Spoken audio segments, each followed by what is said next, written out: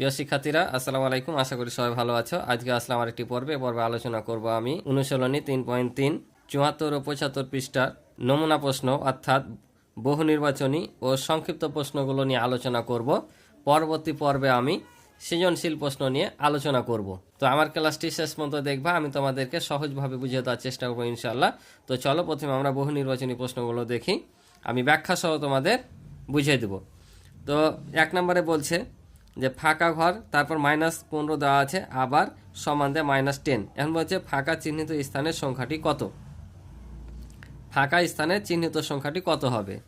এমনি তোমাদের নর্মালি একটা বলি, তোমরা সবসময় টিক চিহ্নগুলো শর্টকাট করার চেষ্টা করো, কারণ টিক চিহ্ন কিন্তু বেশি সময় নাই, একটা অঙ্কে 1 মিনিট সময়। এখন যদি তুমি অঙ্কের মধ্যে করে করতে যাও তাহলে তোমার সময় বেশি লাগবে, তাই চেষ্টা করো সবসময় জেনে 1 মিনিটের মধ্যে প্রশ্ন দিতে পারো। তো কিভাবে দেখো, এখানে -15 আছে, তাহলে আমাদের এখানে মাইনাস কি করতে হবে, 10 করতে হবে। তাহলে এটা থেকে আমাদের কত বাদ দিলে -10 হবে। আমরা নর্মালি দেখতে পাচ্ছি যে এখান থেকে যদি 5 বসাই +5, তাহলে 15 থেকে +5 বাদ দিলে কত হয়, 10 হয়। তাহলে আমরা এখানে 15 থেকে 5 বিয়োগ করলে কত হবে, -10, অর্থাৎ এই যে +5 হবে। বুঝতে পারছো? কারণ দেখো আমরা যদি এখানে 5 বসাই, বিয়োগ হচ্ছে 15, তাহলে বাদ দিলে কত হয়, -10। কারণ আমরা জানি যে চিহ্ন আলো থেকে বাদ দেব সে চিহ্নটাই বসে, যেহেতু 15 থেকে +5 বাদ দিচ্ছি তাই -10। বুঝতে পারছো? তাই আমাদের উত্তর হবে এখানে গ। তারপর বলছে নিচের তথ্যের আলোকে 2 ও 3 নং প্রশ্নের উত্তর দাও। এই তথ্যের আলোকে অর্থাৎ নিচে দেখো দেওয়া আছে যে -7, -8, -9 তিনটি পূর্ণ সংখ্যা। আমরা পূর্ণ সংখ্যা জানি, আমার এই অধ্যায়ের অর্থাৎ অধ্যায় 3-এর প্রথম পর্ব যদি তোমরা দেখো, পূর্ণ সংখ্যা কাকে বলে, স্বাভাবিক সংখ্যা কি, তারপর ঋণাত্মক ধনাত্মক যত আছে বিস্তারিত তোমরা ওই প্রশ্ন থেকে, ওই পর্ব থেকে তোমরা জেনে নিতে পারবা। তোমরা কিছুই আর তোমাদের না জানা থাকবে না। তোমরা যদি প্রথম পর্বটা দেখো তাহলে অবশ্যই তোমাদের আর কোনো জায়গায় বুঝতে বাকি থাকবে না যে কোনটাকে কোন সংখ্যা বলে। তো পূর্ণ সংখ্যা হচ্ছে শূন্য সহ ঋণাত্মক ধনাত্মক সকল সংখ্যাকেই কি বলে, পূর্ণ সংখ্যা বলে। আবার ঋণাত্মক ধনাত্মক সংখ্যা কাকে বলে বিস্তারিত ওই পর্বে আলোচনা করা আছে, তোমরা দেখে নিও। তারপর বলছে এখন প্রথম সংখ্যার সাথে দ্বিতীয় সংখ্যার যোগাত্মক বিপরীত সংখ্যার যোগফল করলে হয়। যোগাত্মক বিপরীত আমি গত পর্বে আলোচনা করেছি, যোগাত্মক বিপরীত কি অথবা গুণোত্তর বিপরীত কি। যোগাত্মক বিপরীত সংখ্যা হচ্ছে একটি সংখ্যা যে ফিগারে থাকবে অর্থাৎ যে আকৃতিতে থাকবে, চিহ্ন সাথে থাকবে, সেটার বিপরীত। একটা সংখ্যা যদি প্লাস থাকে, যেমন এই যে -5 আছে, এটার যোগাত্মক বিপরীত হয়ে যাবে তোমার +5। আবার যদি এখানে +5 আছে, এটা যোগাত্মক বিপরীত হবে -5। বুঝতে পারছো? কথার কথা যদি এভাবে থাকে একটা সংখ্যা যে -a আছে, এটার যোগাত্মক বিপরীত হবে তোমার +a। আবার মাইনাস বা প্লাস যদি b থাকে, তাহলে এটা যোগাত্মক বিপরীত হবে b, -b। এটাই বলছে যোগাত্মক বিপরীত সংখ্যা, অর্থাৎ মাইনাস থাকলে প্লাস, প্লাস থাকলে মাইনাস। গুণোত্তর বিপরীত যদি বলে, গুণ থাকলে ভাগ, ভাগ থাকলে গুণ। তাহলে আমাদের এখানে বলছে প্রথম সংখ্যার সাথে দ্বিতীয় সংখ্যার যোগাত্মক বিপরীত সংখ্যা যোগ করলে হয়। তাহলে আমাদের এখানে যোগও করতে হবে। তাহলে দেখো এখানে কি বলেছে, প্রথম সংখ্যার সাথে দ্বিতীয় সংখ্যার যোগাত্মক বিপরীত সংখ্যা, অর্থাৎ প্রথম সংখ্যা যা আছে তাই থাকবে, আর দ্বিতীয় সংখ্যার যোগাত্মক বিপরীত করে যোগ করতে হবে। তাহলে প্রথম সংখ্যা আছে -7, আর আমি যদি দ্বিতীয় সংখ্যার 8-এর অর্থাৎ -8-এর যোগাত্মক বিপরীত করি তাহলে কত হবে, +8 হয়ে যাবে। কারণ যোগাত্মক বিপরীত মানে বললাম যে চিহ্ন থাকবে সেটা বিপরীত হয়ে যাবে, তাহলে মাইনাস আছে প্লাস হয়ে যাবে, তাহলে +8। এখন যদি আমরা কি করি, যোগ করতে বলেছে, যোগ করলে দেখো এটা প্লাস এটা মাইনাস, তাহলে বাদ দিলে কত হবে, 1। তাহলে আমাদের উত্তর হবে কত, +1, অর্থাৎ গ নাম্বারটা। তাহলে এবার দেখো 3 নাম্বারটা বলছে প্রথম ও তৃতীয় সংখ্যার যোগাত্মক বিপরীত সংখ্যার যোগফলের সাথে দ্বিতীয় সংখ্যা যোগ করলে যোগফল এ হলে। ক নাম্বারে বলছে -15 চাইতে এ ছোট, -90 চাইতে এ বড়, 97 চাইতে এ বড়, -57 চাইতে এ ছোট। তাহলে আমরা আগে নির্দেশনা অনুযায়ী আমরাকে বের করে দেখতে হবে, তারপর দেখতে হবে এর মানটা এগুলো চাইতে ছোট হচ্ছে নাকি বড় হচ্ছে। তাহলে কি বলেছে, প্রথম ও তৃতীয় সংখ্যার যোগাত্মক বিপরীত। তো প্রথম সংখ্যা কত, -7, তাহলে যোগাত্মক বিপরীত কি +7 হয়ে যাবে, কারণ যোগাত্মক বিপরীত মানে চিহ্নটা বিপরীত হয়ে যাবে, মাইনাস আছে প্লাস হয়ে যাবে। এটাও দেখো তৃতীয় সংখ্যা মাইনাস আছে, এটাও প্লাস হয়ে যাবে। তাহলে কি করতে বলেছে, যোগ ফলের সাথে অর্থাৎ যোগ, তাহলে 9 আর 7 যোগ করলে হবে 16। আবার বলেছে যে যোগফলের সাথে দ্বিতীয় সংখ্যা যোগ করলে যোগফল হয় a, অর্থাৎ এই যে দ্বিতীয় সংখ্যা -8, এটা আবার যোগ করতে বলছে।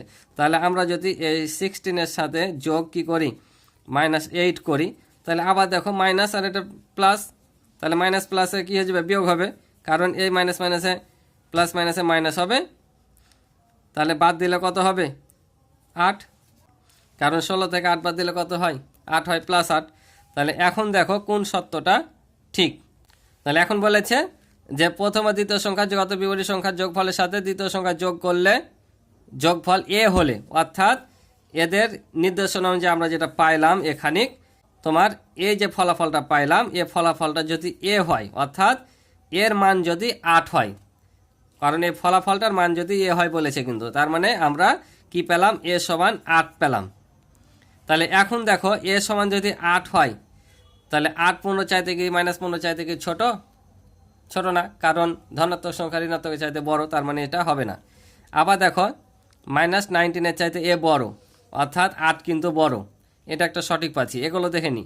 আবার বলছে 97 চাইতে এ বড়, 97 চাইতে কি 8 বড় না, তার মানে এটা ভুল। আবার বলছে দেখো -97 চাইতে এ ছোট, -97 চাইতে কি ছোট হবে, অর্থাৎ 8 কি ছোট, কারণ ধনাত্মক সংখ্যা বড়, তার মানে আমাদের সঠিক উত্তর কোনটা এটা, কারণ -90 চাইতে এর মানটা বড়, অর্থাৎ ধনাত্মক সংখ্যা ঋণাত্মকের চাইতে বড়। তাহলে আমাদের উত্তর হবে খ নাম্বার। আশা করি বুঝেছো।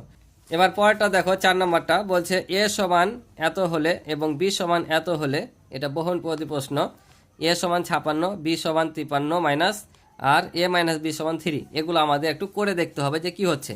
তো এখানে দেখো -45 আর -11, তাহলে 45 আর এই মাইনাস কি হয়ে যাবে প্লাস হয়ে যাবে, আর 11, কারণ আমরা ইতিপূর্বে শিখেছি মাইনাস মাইনাস কি হয় গুণ করলে প্লাস হয়ে যায়। তাহলে এখন যোগ করলে কত হচ্ছে দেখো 56 হচ্ছে। তাহলে 1 সমান কি বলেছিল এ সমান 56, তাহলে আমরা এ সমান কি পাচ্ছি 56 পাচ্ছি, মানে এটা আমাদের সঠিক।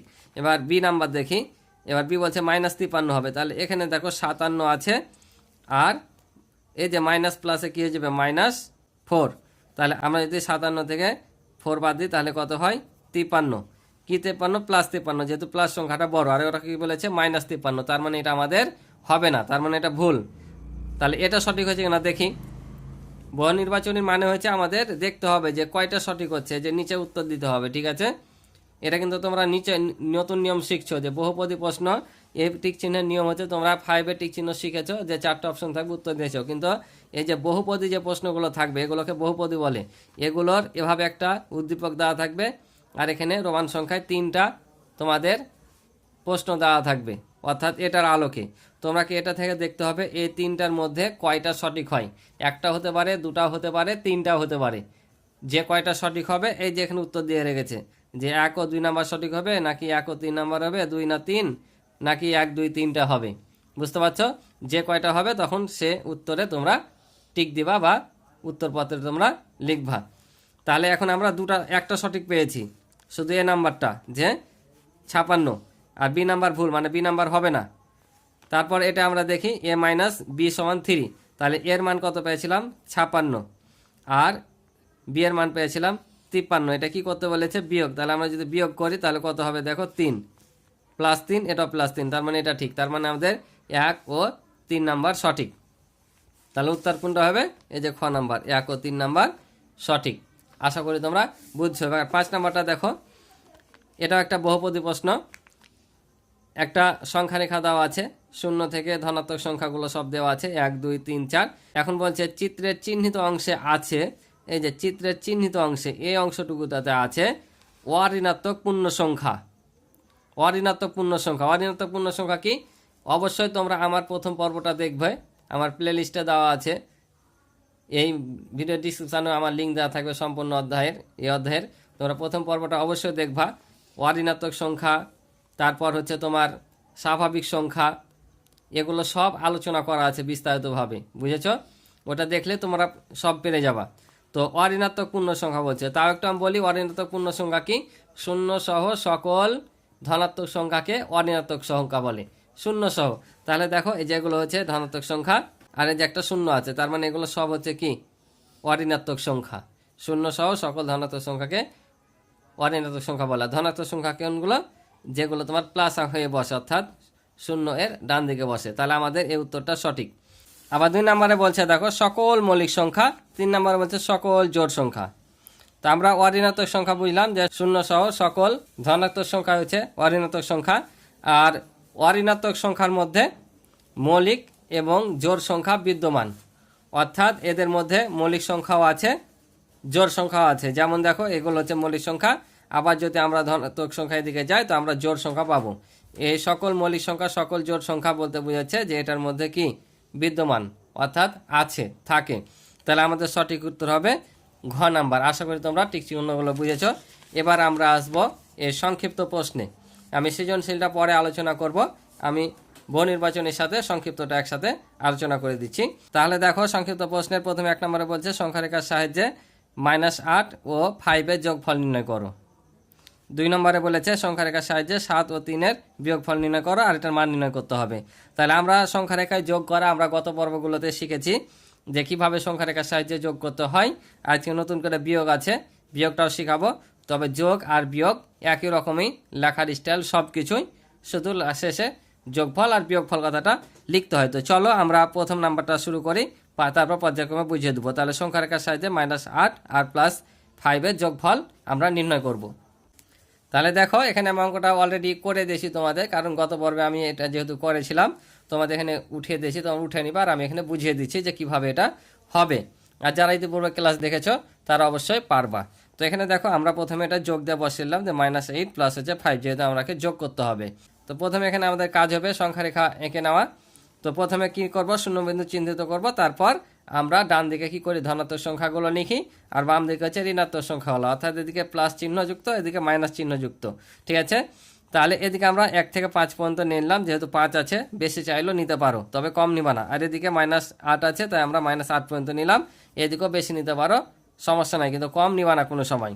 বেশি নিবা কিন্তু কম নিবা না। তাহলে আমাদের কাজ হবে, দেখো প্রথমে সংখ্যারেখায় প্রথমে শূন্য বিন্দু হতে বাম দিকে 8 ধাপ অতিক্রম করি, অর্থাৎ এই যেখানে -8 আছে, আমাদের এই শূন্য বিন্দু থেকে প্রথমে আমাদের এদিকে কয় ধাপ আসতে হবে, 8 ধাপ। তাহলে আমরা যদি এই শূন্য বিন্দু থেকে এদিকে 8 ধাপ আসি, তাহলে এই যে আমরা 8 ধাপ আসলাম। ঠিক আছে, 8 ধাপ অতিক্রম করে 8 বিন্দুতে পৌঁছায়, আমরা 8 বিন্দুতে পৌঁছে গেছি। ঠিক আছে, আবার বলছে তারপর -8 বিন্দু হতে ডান দিকে 5 ধাপ অতিক্রম করে -3 বিন্দুতে পৌঁছায়, অর্থাৎ এই যে এখানে 8 দেখতে পাচ্ছ, এখন এখান থেকে আবার ডান দিকে কয় আছে, 5 আছে, তাহলে আমাদের এদিকে 5 ধাপ যেতে হবে। তাহলে আমরা এখান থেকে যদি 5 ধাপ যাই, তাহলে আমরা এখান পর্যন্ত আসবো, কারণ দেখো 1 2 3 4 5, আমরা কিন্তু এখান থেকে গুনবো না 1 2 3 করে, সব সময় এই ঘরটা বাদ দিয়ে এখান থেকে শুরু করবো, কারণ এখান থেকে এই পর্যন্ত আসলে 1 হবে বিন্দু, তাই না? এখান থেকে এখান পর্যন্ত আসলে 1 ধাপ, আবার এখান থেকে আসলে 2 3, আমরা এটা বাদ দিয়ে এটা নিব। তাহলে 1 2 3 4 5, এই যে 5 ধাপ আসলাম। তাহলে এই যে এখানে আমরা একটা গোল চিহ্ন দিব, এটা হচ্ছে আমাদের কি এই -8 আর 5 যোগফলের এটা হচ্ছে অবস্থান। তাই আমরা লিখলাম, তারপর -8 বিন্দু হতে ডান দিকে 5 ধাপ অতিক্রম করে -3 বিন্দুতে পৌঁছায়, তাহলে -8 ও +5 এর যোগফল হবে, এই যে যোগ করে আমরা পেলাম -3। এটা হচ্ছে উত্তর, এটা হচ্ছে সংখ্যারেখা করার স্টাইল, বুঝেছ? এভাবে তোমাদের সংখ্যারেখার সাহায্যে যদি যোগ দেয় অথবা বিয়োগ দেয়, এভাবেই ঠিক করা লাগবে। তো এবার দেখো 2 নাম্বারটা বলছে সংখ্যারেখার সাহায্যে 7 ও 3-এর বিয়োগফল নির্ণয় করো। অর্থাৎ আমরা এই দুটা কি করলাম, যোগফল করলাম, এটা বিয়োগফল করব। তো এটা একটা মাইনাস ছিল, এটা প্লাস সংখ্যা, ঋণাত্মক আর ধনাত্মক, আর এটা দুটাই ধনাত্মক সংখ্যা, কিন্তু বিয়োগ করতে বলেছি, যখন বিয়োগ করব তখন কি হয়ে যাবে, এটা হচ্ছে ঋণাত্মক হয়ে যাবে। তো কিভাবে দেখো, তাহলে আমরা এই যে এখানে লিখলাম যে 7 বিয়োগ 3। ঠিক আছে, তোমরা যদি এটাকে এভাবে লিখো 7 বিয়োগ দিয়ে +3, তাও কিন্তু হবে। ঠিক আছে, এভাবে লিখতে পারো, এভাবে লিখতে পারো। তো এটা যেহেতু একই রকমই, দেখো আমি করে রেখেছি।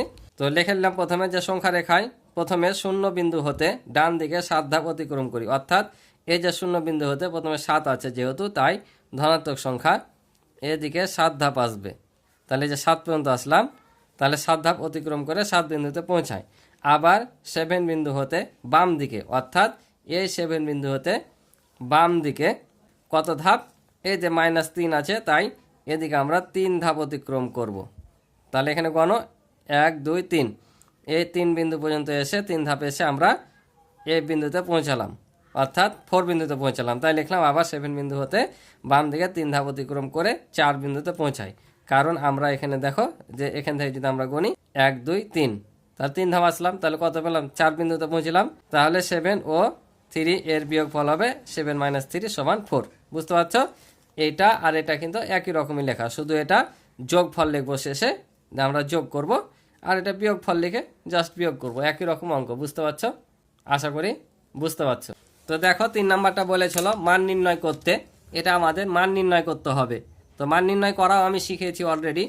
কিভাবে করতে হবে আমরা জানি, যখন এই বন্ধনীর সামনে মাইনাস থাকবে তখন ভিতরের চিহ্নগুলো পরিবর্তন হয়ে যাবে। মাইনাস যদি থাকে তাহলে প্লাস থাকলে এটা মাইনাসে যাবে, মাইনাস থাকলে প্লাস হয়ে যাবে, অর্থাৎ যখন গুণ করবো তখন বিপরীত হয়ে যাবে। আর এমনিতে আমরা জানি প্লাস প্লাস গুণ করলে প্লাস, মাইনাস মাইনাস গুণ করলে প্লাস, প্লাস মাইনাস আর মাইনাস প্লাস যদি গুণ করি তাহলে হয় মাইনাস।